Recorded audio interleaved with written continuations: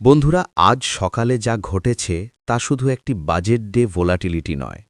Budget পড়া শুরু হওয়ার ১ থেকে ১.৫ ঘণ্টা আগেই শেয়ার বাজারে ধস, সোনা চাঁদিতে ঐতিহাসিক পতন আর বাজার জুড়ে এমন এক অস্থিরতা যা স্বাভাবিক সংশোধনের ভাষায় ব্যাখ্যা করা কঠিন। ঠিক যে মুহূর্তে অর্থমন্ত্রী সংসদে ঢোকার প্রস্তুতি নিচ্ছেন, ঠিক সেই সময়েই বাজার যেন আগাম রায় দিয়ে দিল। এই মুহূর্তে বিষয়টি গুরুত্বপূর্ণ, কারণ বাজেটের আগে বাজার সাধারণত অপেক্ষার ভঙ্গিতে থাকে। আজ অপেক্ষা নয়, আজ প্রতিক্রিয়া।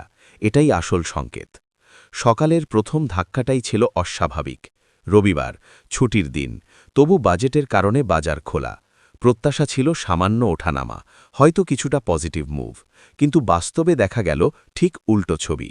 সোনা চাঁদি, যেগুলো গত কয়েক মাস ধরে সাধারণ বিনিয়োগকারীর কাছে নিরাপদ আশ্রয় হিসেবে বিক্রি হয়েছে, সেগুলোই প্রথম ভাঙল। এমসিএক্সে ১ কিলো চাঁদির দামে এক ধাক্কায় প্রায় ২৭,০০০ টাকার পতন, শতাংশের হিসেবে প্রায় ৯%। সোনা, যা কয়েকদিন আগেই অল টাইম হাই ছুঁয়েছিল, সেখান থেকে প্রায় ৯,০০০ টাকা নিচে। এই পতন শুধু দামের নয়, আস্থারও। প্রেক্ষাপটটা বুঝতে হলে কয়েকদিন পিছনে তাকাতে হবে। এই সপ্তাহের বৃহস্পতিবার সোনা চাঁদি দুটোই ইতিহাস গড়েছিল। চাঁদি ৪ লক্ষের গণ্ডি পার করে নতুন রেকর্ড। সোনা ১০ গ্রাম প্রতি এমন স্তরে পৌঁছেছিল যা আগে কখনো দেখা যায়নি। বাজারে তখন একটা ধারণা তৈরি হয়েছিল, মুদ্রাস্ফীতি, ভূ রাজনৈতিক অস্থিরতা, দুর্বল রুপি, সব মিলিয়ে ধাতুই শেষ ভরসা।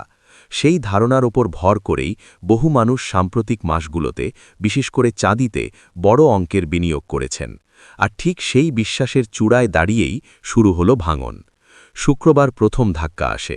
অনেকে ভেবেছিলেন লাভ তুলে নেওয়ার স্বাভাবিক প্রক্রিয়া, কিন্তু রবিবার সকালে যে পতন দেখা গেল, তার স্বাভাবিক বলে উড়িয়ে দেওয়া যায় না।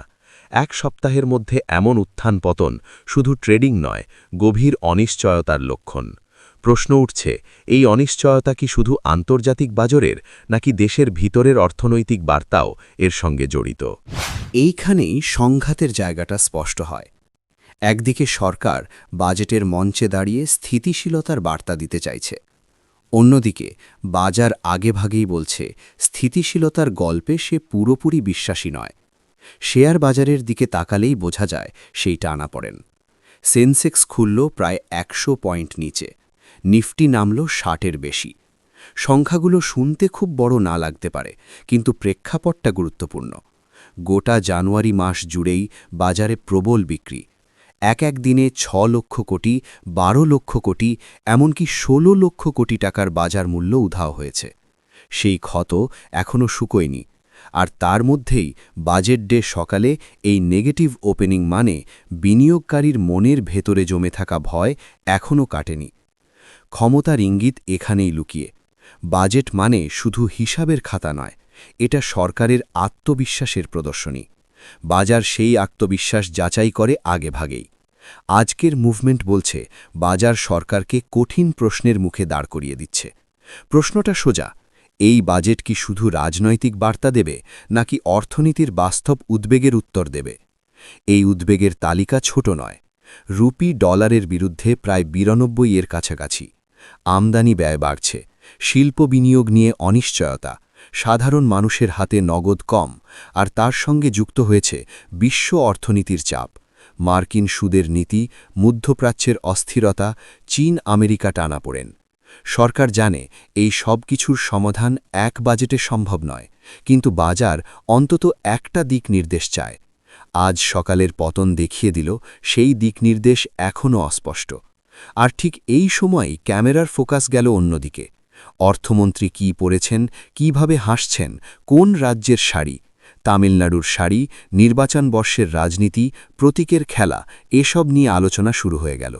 অথচ বাজারে যে আগুন জ্বলছে, সেই আগুনে জল পড়বে কিনা, সেই প্রশ্নটা আড়ালে চলে গেল।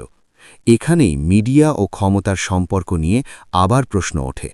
কি বেশি গুরুত্বপূর্ণ, অর্থনীতির সংকেত না রাজনৈতিক প্রতীক? এর প্রভাব সরাসরি পড়ছে সাধারণ মানুষের ওপর। যিনি গত ১-১.৫ বছরে চাঁদি কিনেছেন ভবিষ্যতের নিরাপত্তার জন্য, আজ সকালে তিনি হিসাব কষে দেখছেন এক ধাক্কায় কতটা কমে গেল সঞ্চয়। যিনি শেয়ার বাজারে দীর্ঘমেয়াদী বিনিয়োগ করেছেন তিনি ভাবছেন এই বাজেট কি সত্যিই বাজার ঘুরিয়ে দিতে পারবে নাকি আরও অপেক্ষা করতে হবে। মধ্যবিত্ত যাদের দিকে প্রত্যেক বাজেটে তাকিয়ে থাকে দেশ, তাদের প্রশ্ন আরও সরল, আয় বাড়বে না খরচ বাড়বে। এই বাজেট নিয়ে প্রত্যাশার পাহাড় ছিল। বলা হচ্ছিল দীর্ঘ হবে, 2 ভাগে আসবে, পার্ট বিতে থাকবে বড় ঘোষণা, বেতনভোগী শ্রেণীর জন্য কর ছাড়ের ইঙ্গিত, পরিকাঠামোয় নতুন বিনিয়োগ, হয়তো কিছু জনপ্রিয় সিদ্ধান্ত। কিন্তু বাজারের প্রতিক্রিয়া দেখিয়ে দিল ঘোষণার আগে বিশ্বাস তৈরি হয়নি। বিশ্বাস তৈরি হয়নি বলেই বাজেট শুরুর আগেই এই বিক্রি। এখন প্রশ্ন হল, এই ভাঙন কি সাময়িক নাকি এটা বড় কিছুর আগাম ইঙ্গিত? ইতিহাস বলছে বাজেট ডে ভোলাটিলিটি নতুন নয়, কিন্তু ইতিহাস এটাও বলে যখন বাজেটের আগেই সোনা চাঁদি আর শেয়ার বাজার একসঙ্গে নিচে নামে তখন সেটা শুধু ট্রেডিং নয়, মনস্তত্ত্বের সংকেত। মনস্তত্ত্ব বলছে ভয়। এই ভয় কি বাজেট কাটিয়ে যাবে নাকি বাজেটের পর আরও স্পষ্ট হবে? আজকের দিনের শেষে বাজার কোথায় বন্ধ হয় সেটাই দেবে প্রথম উত্তর। কিন্তু তার বাইরেও বড় প্রশ্ন থেকে যায়, সরকার কি শুধু নির্বাচনী রাজনীতির জন্য বাজেট বানাচ্ছে নাকি অর্থনীতির গভীর সমস্যার মুখোমুখি হতে প্রস্তুত? ধাতুর দামের এই পতন কি আন্তর্জাতিক চাপের ফল নাকি ঘরোয়া চাহিদার দুর্বলতার প্রতিফলন? শেয়ার বাজারের এই নড়বড়ে অবস্থান কি বিনিয়োগকারীর আস্থাহীনতার চিহ্ন নাকি শুধুই স্বল্পমেয়াদী প্রতিক্রিয়া? এই প্রশ্নগুলোর সরাসরি উত্তর আজ পাওয়া যাবে না।